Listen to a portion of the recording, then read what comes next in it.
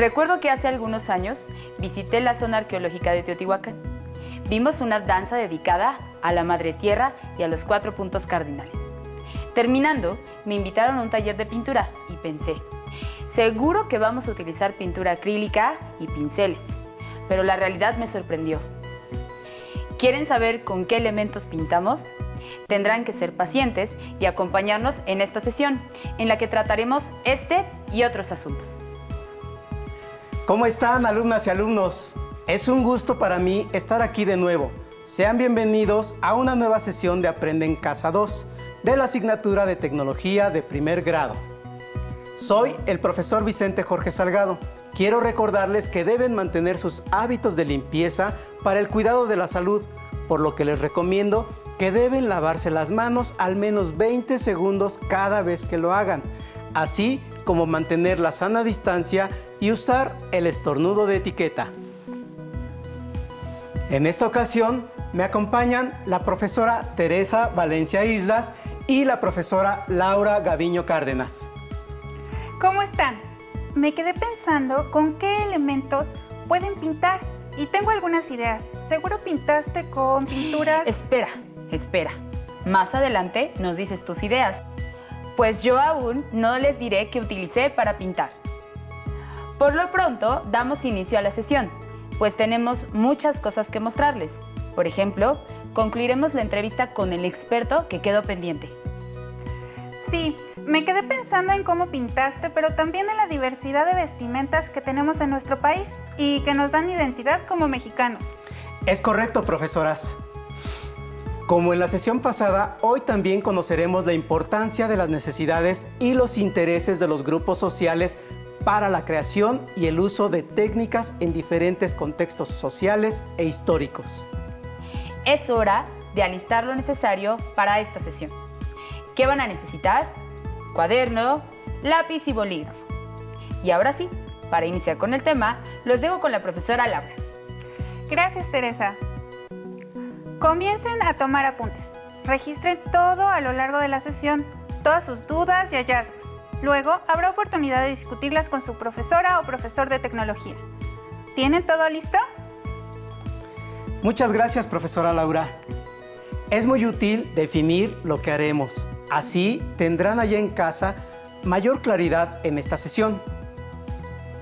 Todos tenemos necesidades, pero planteamos distintas soluciones dependiendo del lugar en donde estemos, de los recursos que tenemos cerca, además de las técnicas que poseemos, los conocimientos y las herramientas.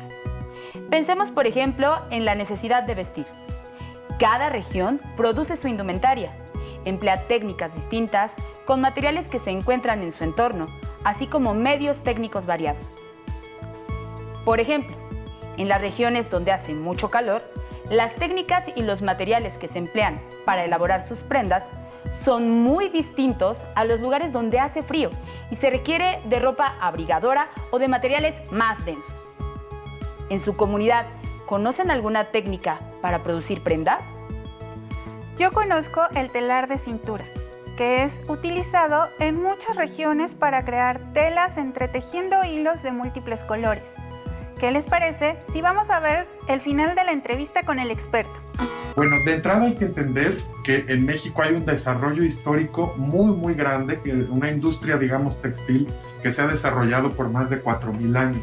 Las materias primas que ya existían en nuestro país, pues eran aquellas que se obtenían de distintos agaves, ¿no? Como los ixtles, ¿no? Y el algodón. Posteriormente, con el contacto europeo, se introducen fibras como son la seda y la lana, que no son fibras nativas de aquí. Sin embargo, los pueblos indígenas adaptaron estas fibras, incorporaron nuevas formas que antes no se tenían. Por ejemplo, tenemos la forma de los quexquemet, ¿no? En forma de rombo, sí, que es una forma mesoamericana, ¿no? Antigua. O el huipil igualmente, ¿no? Por otra parte, el periodo colonial se introdujeron, otras formas como la blusa, ¿no? Como esta, e incluso la técnica del bordado, que pues si bien existían algunos protobordados, no existían con esa técnica tan sofisticada que vino, digamos, del viejo mundo. así como las fibras, ¿no? En esta, por ejemplo, se intercala además de algodón, seda hilada a mano en malacate. La técnica, digamos, original de México es con un huso y malacate, se llama, que es una vara que tiene una piedra sobre la cual se va enrollando la fibra, en este caso de algodón. Eso también se adapta para la seda en el caso de Oaxaca, ¿no? Y la técnica, digamos, que viene del viejo mundo, pues es la rueca, esta rueda que se va girando con la mano o con el pie, o bueno, depende del tipo de rueca, ¿no? Sí. Y que permite agilizar un poco la manufactura de hilos. Pero todas las tecnologías en nuestro país pues van determinando las propiedades textiles de cada una de las piezas. Ahora cuéntanos un poco sobre los tintes que se emplean en el teñido de estas prendas. Bueno, de manera tradicional, México es un país, como les decía, que tiene mucho conocimiento en materia textil. Y el teñido o los tintes son una parte muy importante de ese conocimiento. En particular, el tinte de la grana cochinilla, ¿no? Pero también hay un conocimiento enorme de la biodiversidad del país por parte de los pueblos indígenas que permite utilizar una gran variedad de plantas tintoreas, ¿no? La más codiciada, la más importante en este sentido, pues es el añil, ¿no? Que es el azul, el añil o índigo, que es el azul y que también llegó a ser una sustancia muy importante para la economía novohispana primero y luego de nuestro país independiente. Lo vemos, por ejemplo, en esta pieza, que además del añil, que es el azul marino que vemos este morado claro. Este morado claro es tinte del caracol púrpura, un recurso natural que se aprovecha por los mixtecos de Oaxaca, que es posiblemente el colorante más selecto de nuestro país, ¿no? Que se utiliza para hacer estos lienzos. Aquí vemos una combinación de caracol con añil, lo que hace que esta sea una pieza espléndida, una de las más espléndidas del país, quizá en el sentido de los tintes. Esta es una pieza ceremonial de Chiapas, y el brocado es una técnica en la que se van insertando los hilos mientras se va tejiendo la tela en el telar, por lo que es una técnica pues muy compleja y con la que se pueden llegar a hacer esta variedad de diseños, ¿no? Aquí estábamos en los tintes. Los brocados son de lana que está teñida en su mayoría con plantas, ¿no? ¿Podrías mencionarnos alguna otra técnica para elaborar prendas? Sí. Bueno, el telar de cintura, a lo mejor muchos de ustedes ya lo han visto. Es una herramienta aparentemente muy sencilla, que tiene 2 palos que se llaman enjulios, y en eso se tienden unos hilos, como un tendido de hilos. Ese tendido de hilos se llama urdimbre, y a esa urdimbre se le va intercalando el hilo de la trama, ¿no? Que va a entramar esa urdimbre y a generar un textil. De hecho, la definición de textil es justamente se refiere a este entramado de hilos, ¿no? Bien. Entonces, el telar en su aparente simpleza, porque pues vemos que son un conjunto de palos e hilos, es una de las tecnologías más complejas que se pueden imaginar, sí, en muchos aspectos. A partir de los telares evolucionaron, por ejemplo, las computadoras, ¿no? Entonces, así de compleja es.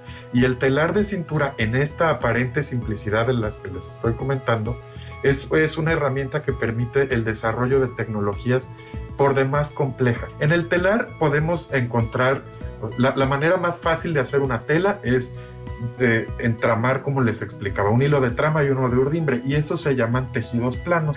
Después de ahí, de esta técnica de los tejidos planos, hay variantes muy importantes. Una es la sarga, que la sarga es una técnica que se logra también en el telar de cintura, que va intercalando la cuenta de hilos, no es uno de trama y uno de urdimbre, sino 2 de trama y uno de urdimbre, y así se van intercalando hasta formar unas especies, se ve como una diagonal, como se ven los pantalones de mezclilla. Otra técnica importante que ya vimos, pues es justamente el brocado, ¿no? El brocado consiste en ir metiendo un hilo de trama adicional a la trama estructural, que va a generar un dibujo, un patrón, un diseño, ¿no? Después del brocado tenemos algunas otras variantes, como son el labrado de urdimbre. En lo que consiste el labrado de urdimbre es en ir jalando hacia arriba cada uno de los hilos y luego entramando para ir sacando estas combinaciones de colores. Como ven, esto es un conocimiento sumamente complejo. Y en México se conocen por lo menos 5 variantes de esta técnica de labrado de urdimbres, ¿no? Después de esto tenemos el brocado de urdimbres, lo que técnicamente se dice mejor como urdimbre suplementaria.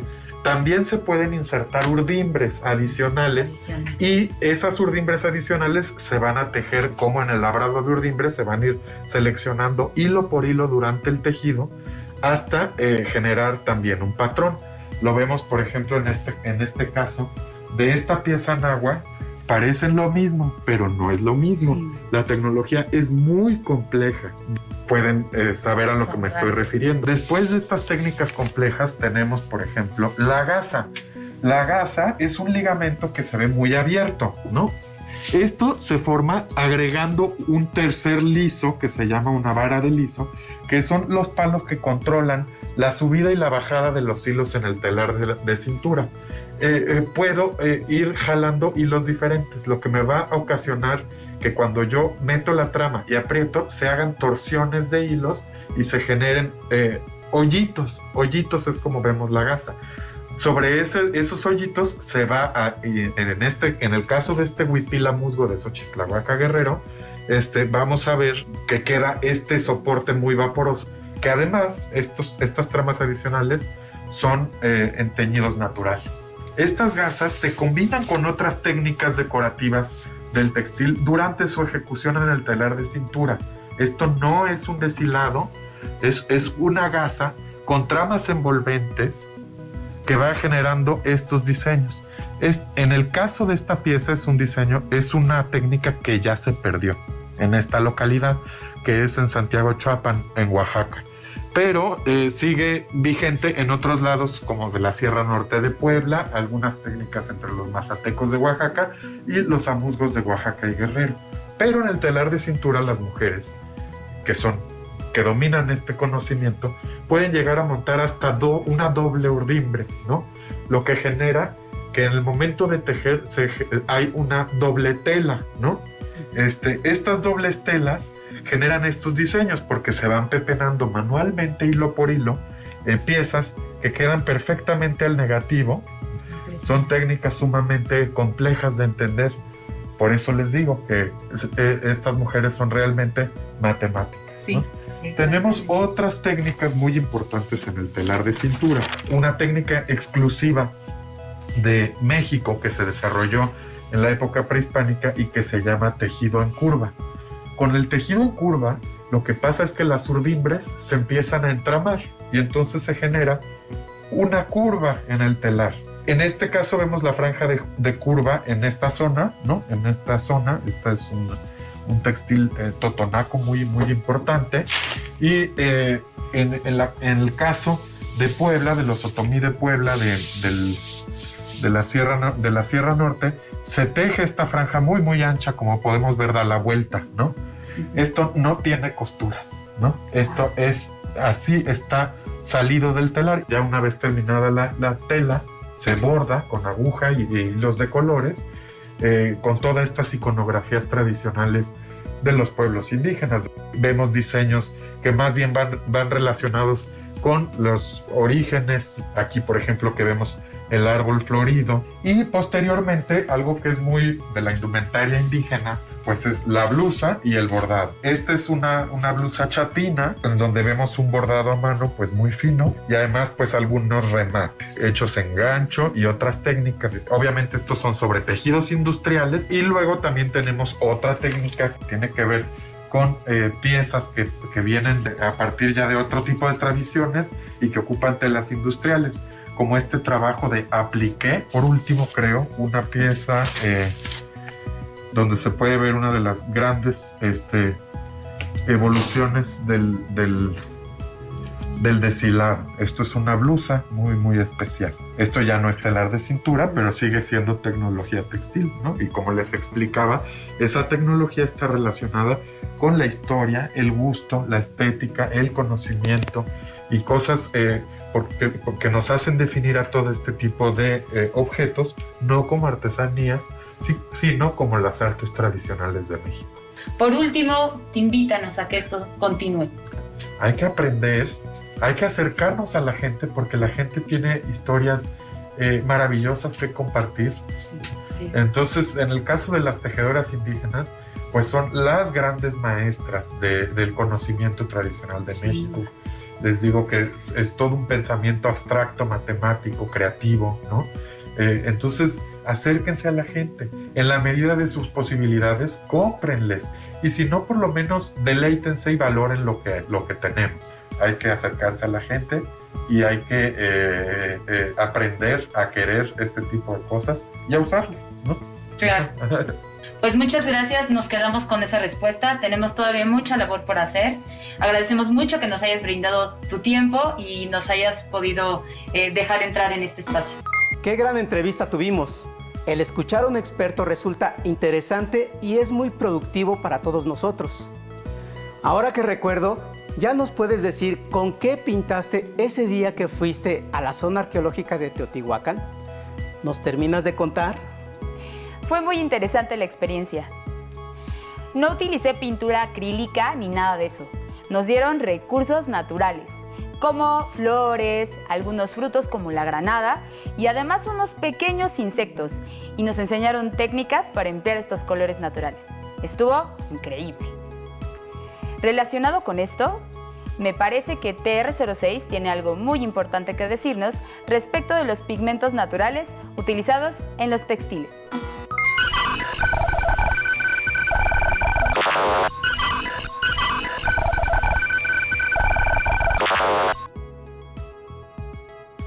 ¿Cómo están, alumnas y alumnos? Quiero compartirles información interesante.